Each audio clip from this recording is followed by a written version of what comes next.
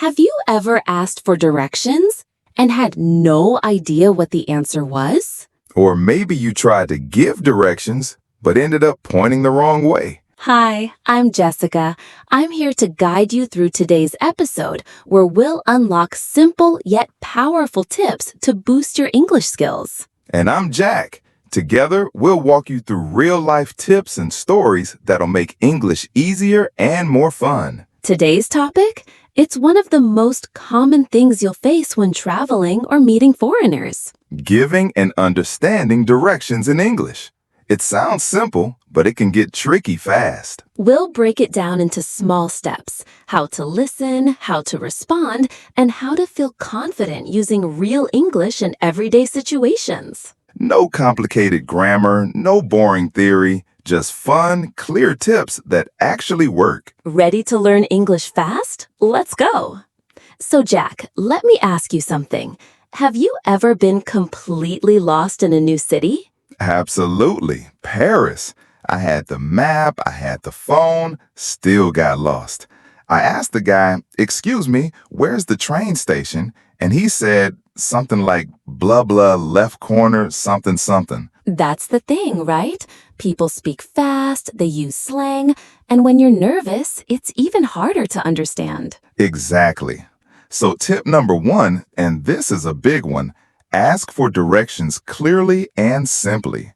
Just say, "Excuse me, can you help me?" Or, "Where is the..." Yes, and don't try to sound perfect. Use simple words like, "How can I get to the bank?" "Is there a supermarket near here?"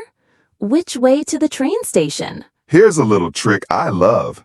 If someone answers and it's too fast, you can say, "Sorry, can you say that again more slowly?" Or even better, "Can you show me on the map?" Everyone has a phone. You can point to your map and ask. Now let's switch sides. What if you are the one giving directions? Ooh, good one.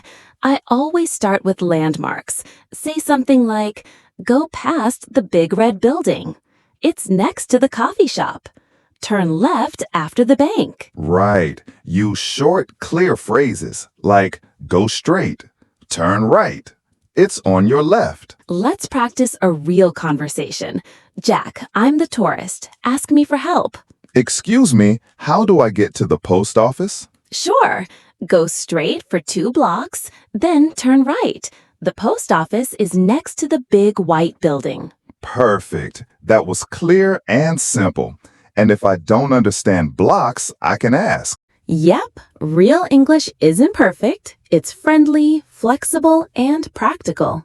Want another tip? Always. Listen for keywords. Don't try to understand every word. Yes, if you hear straight, right, next to, you can guess the meaning, even if you miss the rest. Also, body language helps. People point, move their hands, smile. Let your ears and eyes work together. And don't forget, it's okay to repeat back what you heard. Like, "So I go street, then left?" Next to the cafe? On this street or the next? That's not just okay, that's smart. It shows you're listening and makes sure you understand. You know what helped me the most? Tell me. I practiced by watching Google Map direction videos in English or listening to podcasts where people explain how to get places. Great idea. Or just walk around your neighborhood and describe things in English, like, "I'm turning left here." That's the supermarket. There's a park on my right. That builds real fluency. You're learning by doing. So to sum up this part, keep it simple, use keywords, ask for help if needed, repeat to check understanding, and practice in real life. You're not just learning English, you're learning how to connect with people. And that's the best part of language, isn't it? Okay, Jessica, so we've talked about asking and giving directions, but let's go deeper.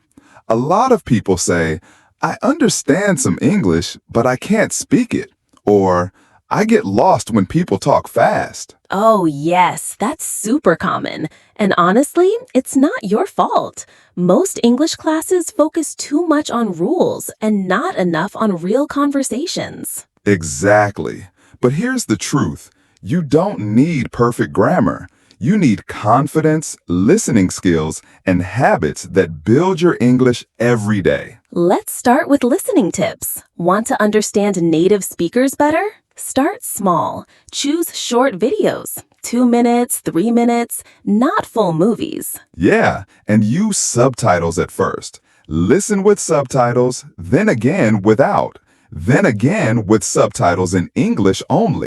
Don't worry if you don't understand everything. Focus on chunks, small groups of words, like go straight and turn left. It's next to the bank. You'll see a big red sign. Those are phrases you hear again and again. And guess what? You don't need to translate them. You start to feel them. Exactly. Now let's talk about a big fear, pronunciation. Many learners are afraid to speak because they're scared of saying words wrong. Oh, yeah. But here's a secret. Even native speakers mess up words. What matters most is being clear, not perfect. Let's take the word restaurant. Some people say restaurant, some say restaurant, others say restaurant. They're all okay. Just speak slowly and confidently. A good way to practice? Repeat after native speakers. Watch short clips and pause. Then say the line out loud. Try this with your favorite shows or podcasts, or even this episode. You hear me say, turn left at the corner. Pause the video, you say it. That's called shadowing. It's one of the fastest ways to improve speaking and pronunciation. Let's do a mini shadowing right now. Jack, clearly. Excuse me, how do I get to the supermarket? Wait 3 seconds for user to repeat. Jack, go straight and turn right after the park. Wait again. Nice job. You're not just learning, you're practicing like a real speaker. Here's something else that works. Record yourself. Just say 1 or 2 sentences, then listen. You'll notice your mistakes and your progress. Yes, and don't be too hard on yourself. English is a muscle. You build it by using it every day. Speaking of daily practice, let's talk about habits. Ooh, I love this topic. If you want to speak English well, don't study for 3 hours once a week. That's too much. Your brain gets tired. Instead, do 10 minutes a day. That's all you need to grow your skills. Like 3 minutes listening, 3 minutes speaking aloud, 3 minutes repeating or shadowing, 1 minute reviewing vocabulary. Make it fun. Do it while brushing your teeth, walking, cooking, just a little every day. You'll be surprised how fast you improve, and more importantly, how confident you feel. Jessica, do you remember that listener from Brazil, Paulo? Yes, he said he listened to our podcast while walking his dog every day. After 2 months, he felt brave enough to speak with tourists in his city. That's real success. Not from textbooks, from habit. If you're listening right now and thinking, I'll never be fluent, remember this. You don't need to be fluent to communicate. You need to be clear, calm, and willing to try. Let's give our listeners 3 mini challenges for this week, okay? I love it. Okay, here they are. Mini challenge number 1. Ask for directions in English even if you already know the answer. Try it with a friend or imagine the situation. Mini challenge number 2.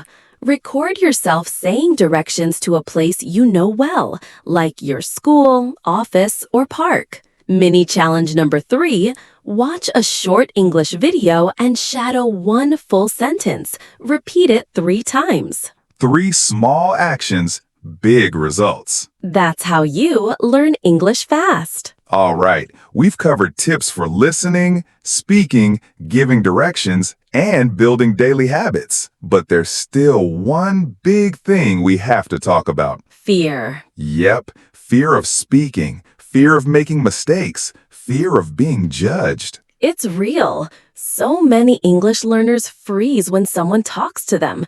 Even if they know the words, their brain goes blank. And then later they think, I should have said that, Or, why didn't I speak up? If that sounds like you, hey, it's okay. You're not alone. Here's the truth. Making mistakes is not a problem. Silence is. When you don't try, you miss chances to grow. Let me tell you something. Even when I was learning French, I said je suis pain instead of j'ai faim. I literally said I am bread.